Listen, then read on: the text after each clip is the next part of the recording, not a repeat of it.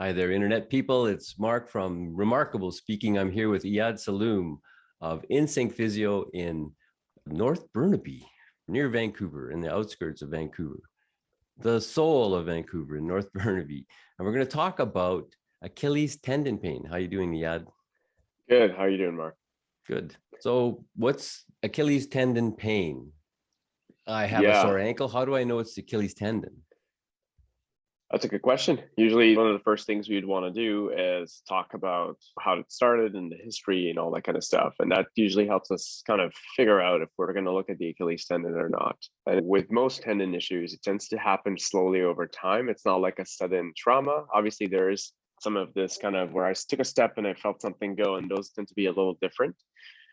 So if we think about the classic Achilles tendon pain, it's either somebody who had taken lots of time off. I'm gone away on vacation, just a bit of walking, and then I come back. I'm like, okay, maybe I'm going to hit the gym at the same level I used to hit before.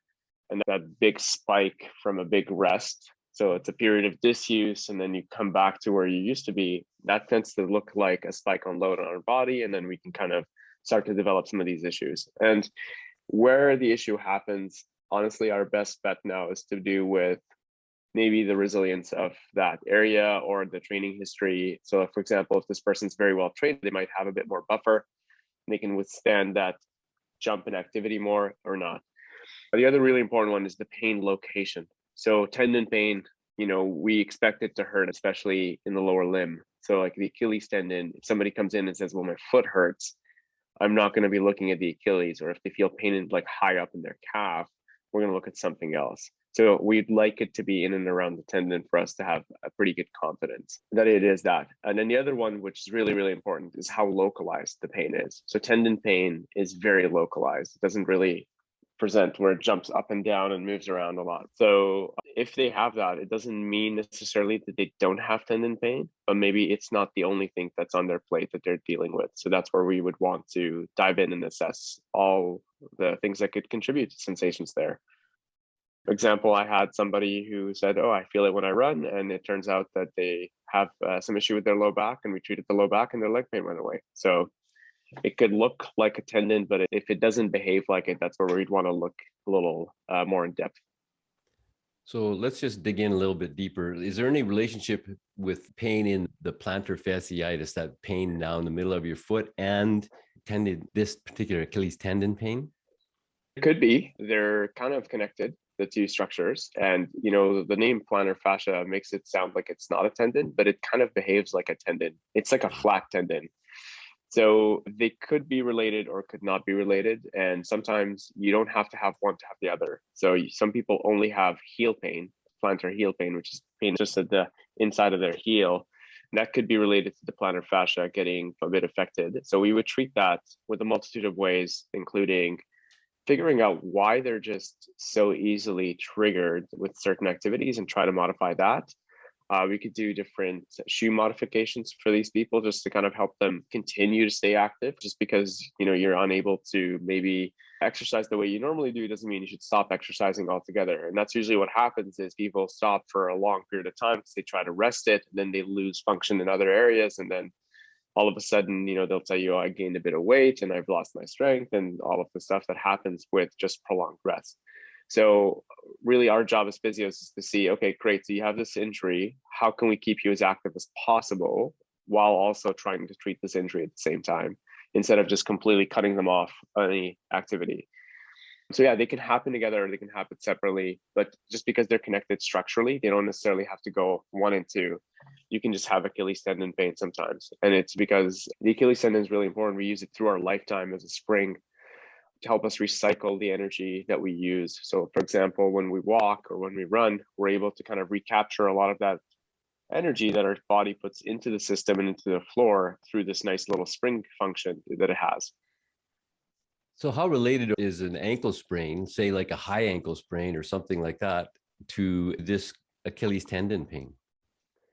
They're pretty different. They're remarkably different, I would say. High ankle sprains will happen from impact. They'll happen from some kind of trauma, some falls. Some people say, oh, I rolled my ankle, but then it happens usually from some kind of mechanism and direct episode.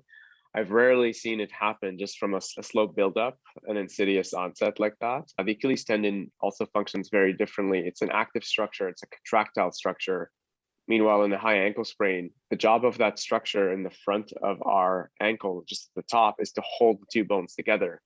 Right. So it's literally just acting as a binding so that we don't get excessive wiggling between the two bones. Meanwhile, our Achilles tendon is constantly contracting and releasing in conjunction with our calf. They're It's opposite separate. of each other then, really. Yeah, so you could think of them as one of them is kind of like connecting bone to bone, the other one's connecting muscle to bone. So functionally very different, structurally very different, location very different. One's going to hurt primarily at the front, the other one's going to be at the back. And one of them is primarily, like, again, the key thing with Achilles tendon pain is there has to be some kind of load change that we see.